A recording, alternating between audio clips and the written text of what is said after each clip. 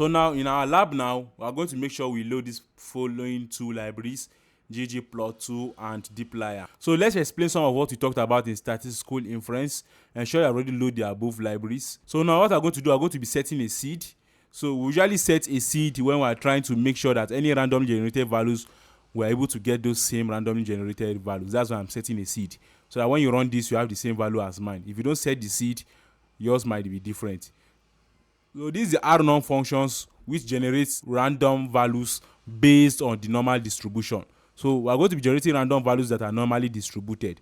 First of all, we give the number of values we want, which is 10,000, and we give it a mean that we want. So we want these values to have a mean of 100 and a standard deviation of 15. So when you run this and we run this, we have this particular vector of values. So this particular vector of values is going to give us 10,000 values that is having the mean of 100 and standard deviation of 15. So this is going to represent our population. Now, from these values, we are going to pick a sample randomly. We are using the sample function now to pick a random sample of 100 from this particular population, and we give it. So if you don't set your seed to 1, 2, 3, as you can see, if you give it a different values, we have different value. So that is why I'm doing this, so that you could be able to replicate this on your own system. So now after taking the sample now, if we go for the sample now, we are going to have the sample. So you can see sample data. Sorry, I should be running sample data. So this is our sample data. So now let's plot the population and sample distribution. I'm using ggplot2 as you can see.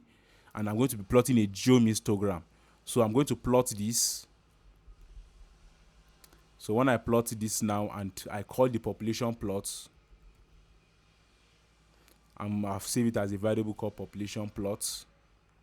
So you can see my histogram. So you can see this, how it looks like now. This histogram I'm looking now is for my population distribution. Though the population distribution looks normally distributed, as you can see it. So now let me call for that of the sample plot. So if I call for the sample plot now, you're going to see that the sample plot will also have a normal distribution. You can see the sample plot is also normally distributed. I can increase the number of beans. Let's say the beans is 50. And I call sample plots. So you can see that it's giving a normally distributed shape. So now I'm going to be explaining the sampling distribution and the central limit theorem. I'm going to be showing you how it works so that you understand it better.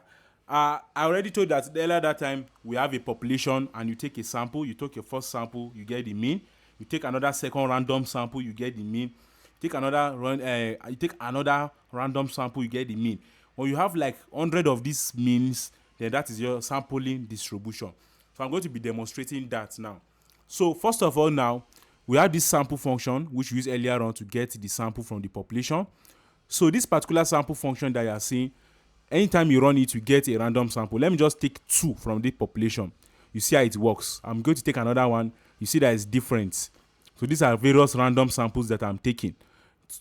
So what I'm going to do now, I'm going to take the mean of it, 100. I'm going to take 100. So I'm going to take 100 samples. I'm going to take 100 observations for each sample. You can see that's what I'm doing here. And I'll take the mean. So it's just like saying the mean of this. What did I get the mean? So I'm going to show you how it works. So you can see the mean is 97.8 now. When I take another one, it's 97.73. I take another one, 100.9. I take another one, 98.5. 100.28. So I'm going to take all these 1,000 times. That's why I'm using the replicate function.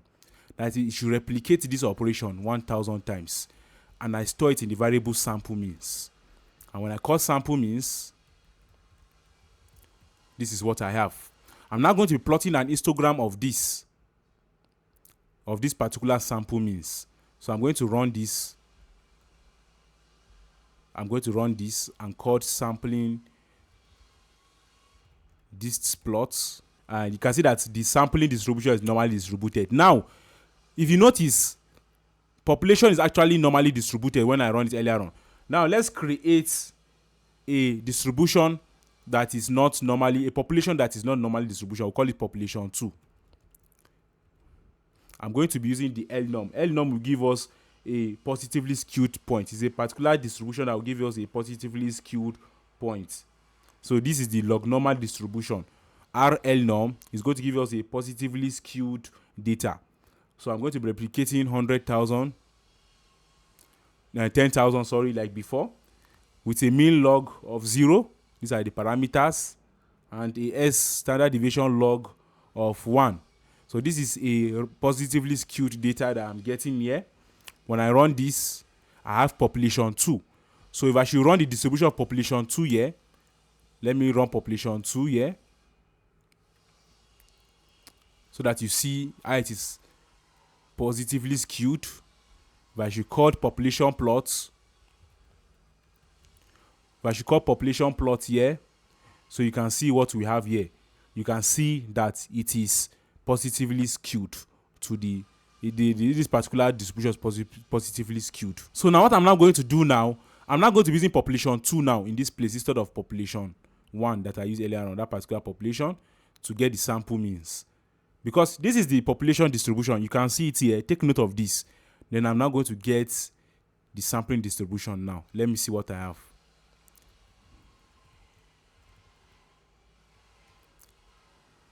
You can see that it's normally distributed. So this is what the central limit theorem is trying to say. No matter the distribution of the population, the sampling distribution is going to be normally distributed. So this is the summary of the central limit theorem. So now for the standard error, now this is just the formula we're creating to calculate the standard error. You can calculate the standard error. Standard error is standard deviation of that particular sample divided by the square root of the number of samples, which is square root of the length of that particular sample. So I'm just going to run this function, and now I'm going to be getting the sample error of our sample data. This particular sample data we had earlier on. So this is the sample data.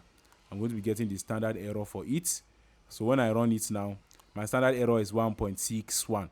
And also we say that for the we also said another thing that time for the central limit theorem, that the standard deviation of the sampling distribution is equals to each of the sample standard error. Let's see if that is true now. Let's run this again, but this time around we are using population. So this is our sample mean. Let's get the standard deviation of the sample mean. 1.456. Now, what do we get at that time in our sample data? 1.61. So you can see it's approximately equal. You can see that the standard deviation is almost approximately equal. One is giving us 1.456. This is approximately 1.56. Now, also for the confidence interval, I told you that we are going to be using a reliability value which is 1.96. This is mostly what is used. For this is called the z-score, 1.96 for 95% confidence interval.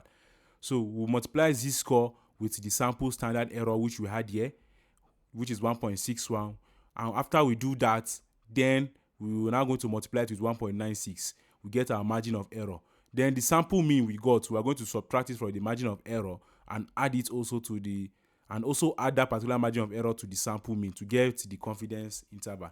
So when I run this, I'm going to have our confidence interval, and our confidence interval is 96.75 to 103.064.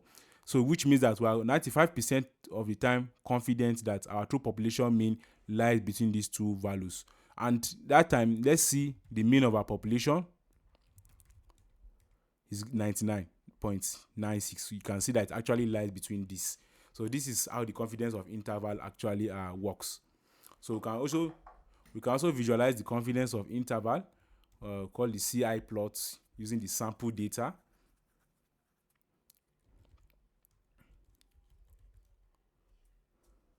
So you can see the confidence of interval here.